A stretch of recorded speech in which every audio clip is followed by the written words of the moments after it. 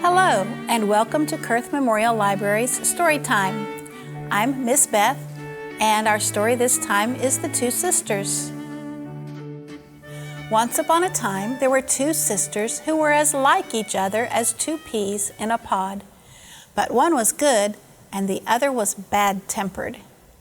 Now their father had no work, so the girls began to think of getting a job.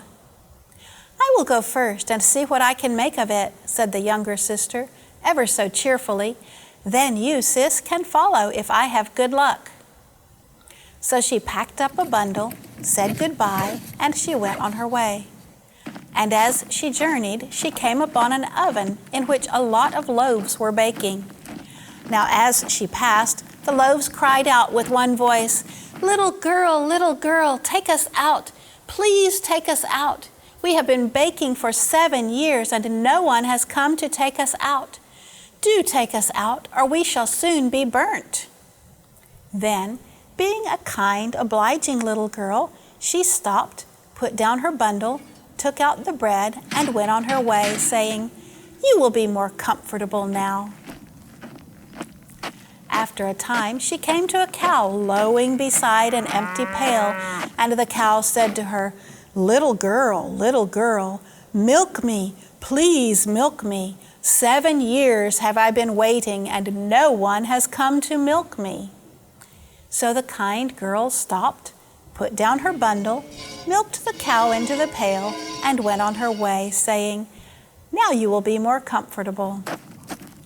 By and by, she came to an apple tree so laden with fruit that its branches were about to break, and the apple tree called to her, little girl, please shake my branches. The fruit is so heavy I can't stand straight." Then the kind girl stopped, put down her bundle, and shook the branches so that the apples fell off and the tree could stand straight. Then she went on her way, saying, "You will be more comfortable now." So she journeyed on till she came to a house where an old ogre lived. Now this ogre wanted a servant maid and promised good wages. Therefore the girl agreed to stop and try to see how she liked service. She had to sweep the floor, keep the house clean and tidy, the fire bright and cheery. But there was one thing the ogre said she must never do, and that was look up the chimney. "If you do," said the ogre, "something will fall down on you and you will come to a bad end." Well, the girl swept and dusted and made up the fire, but the ogre never paid her. Now the girl wanted to go home, as she did not like ogre service, but she did not like to go home penniless, so she stayed on, sweeping and dusting and doing her work just as if she was pleased. Then one day, as she was sweeping up the hearth, down tumbled some soot, and without remembering she was forbidden to look up the chimney, she looked up to see where the soot had come from. And lo and behold, a big bag of gold fell plump into her lap. Now the ogre happened to be out on one of its ogre errands, so the little girl thought it a fine opportunity to be off home. So she held up her skirts and started to run home, but she had only gone a little way when she heard the ogre coming after her. Now the apple tree she had helped to stand up straight happened to be quite close, so she ran to it and cried, apple tree, hide me so the old ogre can't find me. For if it does, it'll pick my bones and bury me under the garden stones." Then the apple tree said, "Of course I will. You helped me to stand straight, and one good turn deserves another." So the apple tree hid her finely in its green branches, and when the ogre rushed past, saying, tree of mine, have you seen my naughty little maid with a willy wag and a great big bag? She's stolen my money, all I had." The apple tree answered, "No, ogre, not for 7 years." So the ogre rushed on the wrong way, and the girl got down, thanked the tree politely and started again. But just as she got to where the cow was standing beside the pail, she heard the ogre coming again. So she ran to the cow and cried, "Cow, cow, please hide me so the old ogre can't find me. If it does, it'll pick my bones and bury me under the garden stones."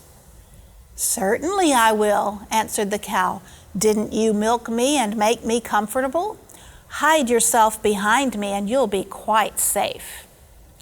And when the ogre rushed by and called to the cow, "Oh, cow of mine, have you seen my naughty little maid with a willy wag and a great big bag, who stole my money, all that I had?"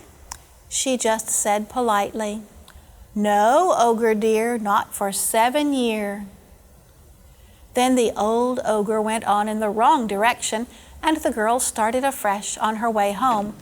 But just as she got to where the oven stood, she heard that horrid old ogre coming behind her again. So she ran as fast as she could to the oven and cried, "Oh, oven, oven, hide me so as the ogre can't find me. For if it does, it'll pick my bones and bury them under the garden stones." Then the oven said, "I am afraid there is no room for you, as another batch of bread is baking. But there is the baker, ask him." So she asked the baker, and he said, "Of course I will. You saved my last batch from being burnt. So run into the bakehouse. You will be quite safe there, and I will settle the ogre for you." So she hid in the bakehouse, only just in time, for there was the old ogre calling angrily, "Oh, man of mine, have you seen my naughty little maid with a willy wag and a great big bag, who stole my money, all I had?" Then the baker replied, "Look in the oven, she may be there." And the ogre bent down and peered into the oven, but it could see no one. "Creep in and look in the farthest corner," said the baker slyly. And the ogre crept in when, bang, he shut the door in its face, and when it came out with the bread, the ogre was all crisp and brown and had to go home as best it could and put cold cream all over. But the kind, obliging little girl got safe home with her bag of money. Now the ill-tempered elder sister was very jealous of this good luck and determined to get a bag of gold for herself. So she, in her turn, packed up a bundle and started to seek service by the same road. But when she came to the oven, and the loaves begged her to take them out, and because they had been baking 7 years and were nigh to burning, she tossed her head and said, "A likely story indeed that I should burn my fingers to save your crusts. No, thank you." And with that, she went on till she came across the cow standing, waiting to be milked beside the pail. But when the cow said, little girl, milk me, please milk me. I've waited 7 years to be milked," she only laughed and replied, "You may wait another 7 years for all I care. I'm not your dairy maid." And with that, she went on till she came to the apple tree, all overburdened by its fruit. But when it begged her to shake its branches, she only giggled and, plucking one ripe apple, said, "One is enough for me. You can keep the rest yourself." And with that, she went on munching the apple until she came to the ogre's house. Now the ogre, though it had got over being crisp and brown from the oven, was dreadfully angry with all little servant maids, and made up its mind it would not be tricked again. So for a long time it never went out of the house. Thus the ill-tempered sister never had a chance of looking up the chimney, as she had meant to do at once. And she had to dust and clean and brush and sweep ever so hard until she was quite tired out. But one day when the ogre went into the garden to bury some bones, she seized the moment, looked up the chimney, and sure enough, a bag of gold fell plump into her lap. Well, she was off with it in a moment and ran till she came to the apple tree, when she heard the ogre behind her. So she cried as her sister had done, apple tree, hide me so the old ogre can't find me, for if it does, it'll break my bones and bury me under the garden stones." But the apple tree said, "No room here, I've too many apples." So she had to run on, and when the ogre came rushing by and called, "Oh, tree of mine, have you seen a naughty little maid with a willy wag and a great big bag who's stolen my money, all I had?" The apple tree replied, "Yes, ogre dear, she's gone down there."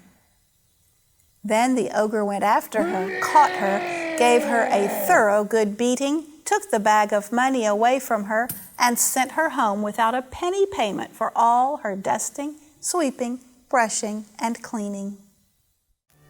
I hope you enjoyed our story today, and I hope to see you next time at Kurth Memorial Library's Story Time.